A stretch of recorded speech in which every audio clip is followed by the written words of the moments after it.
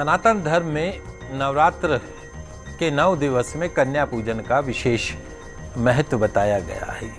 अष्टमी तिथि और नवमी तिथि के दिन तो किया ही जाता है। 3 वर्ष से 9 वर्ष तक की कन्याओं का पूजन किए जाने की परंपरा है और नवरात्र के 9 दिवस तक भी आप पूजन कर सकते हैं।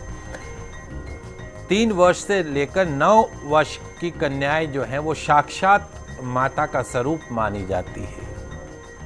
शास्त्र कहते हैं कि नवरात्रा के 9 दिवस तक प्रतिदिन रोजाना एक कन्या का पूजन करने से ऐश्वर्य की प्राप्ति होती है। 2 कन्याओं का पूजन करने से भोग की और मोक्ष की प्राप्ति होती है।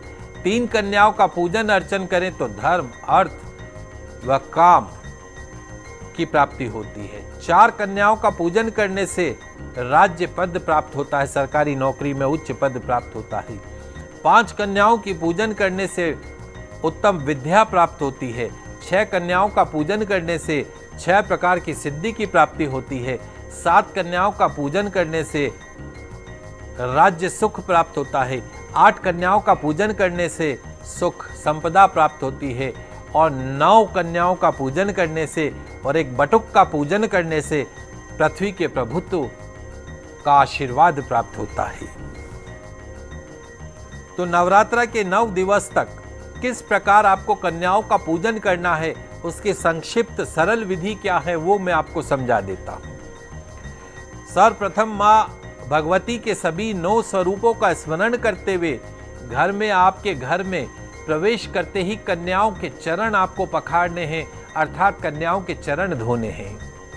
उन्हें एक उचित आसन पर बैठाकर हर कन्या के चरण एक परात में रख के शुद्ध जल से उनको धोइएगा। शुद्ध कपड़े से उसको साफ करके उनके चरणों पे कुमकुम लगाइएगा, अक्षत अर्पण कीजिएगा। तत्पश्चात उन्हें उचित आसन पर बैठाकर उनके हाथ में मोली बांधिएगा, मस्तक पर बिंदिया लगाइएगा, कुमकुम का टीका लगाइएगा। उनकी थाली में हलवा, पूरी और चना परोसिएगा। जो भी आपने श्रद्धा पूर्वक भोग बनाया है वो परोसिएगा। अपनी एक पूजा की थाली भी तैयार कीजिएगा जिसमें पूरी, हलवा, चना जो भी आपने भोग बनाया है वो चारों तरफ रख दीजिएगा और उसके बीच में अपनी पूजा की थाली में आटे से बना एक दीपक रखिएगा। दीपक में शुद्ध देशी घी भर के उसके अंदर गोल बत्ती डाल के उसको प्रज्वलित कर दीजिएगा। कन्याओं का पूजन करना है और मंत्र जो रहेगा, ओम कुमार्ये नमः, ओम कुमार्ये नमः, ओम कुमार्ये नमः, ओम कुमार्ये नमः। इस मंत्र से कन्याओं का पंचोपचार पूजन करना है। कन्याओं की आरती कीजिएगा। कन्या पूजन के पश्चात सभी कन्याओं को अपनी थाली में से थोड़ा थोड़ा सा प्रसाद दे दीजिएगा और बड़े ही प्रेम से, आत्मीयता से कन्याओं को भोजन कराइएगा।